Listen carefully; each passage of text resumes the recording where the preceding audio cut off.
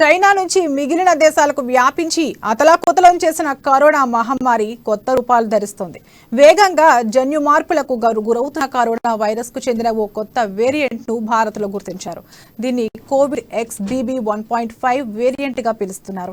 గుజరాత్ లో నమోదైన ఓ కేసులో ఈ కొత్త వేరియంట్ ను గుర్తించారు. అమెరికా వైద్య నిపుణులు కోవిడ్ XBB 1.5 రకాన్ని సూపర్ వేరియంట్ అంటున్నారు. ఇది BQ.1 వేరియంట్ కంటే 120 రెట్లు అధిక వేగంతో వ్యాప్తి చెందుతుందని తెలిపారు. ఇటీవల ఈ వేరియంట్ తో అమెరికాలో కొన్ని కరోనా కేసులు వెల్లడయ్యాయి.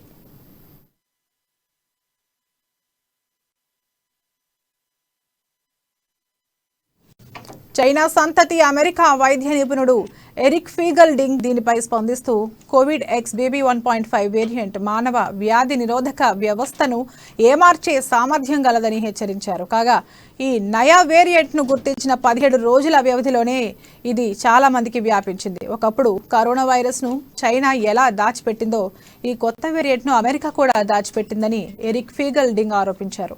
అమెరికాలో అక్టోబర్లోనే ఇది వెలుగు చూస్తుందని, ఇప్పుడు ఇది అమెరికా నగరాల్లో వేగంగా ప్రబలుతోందని వివరించారు.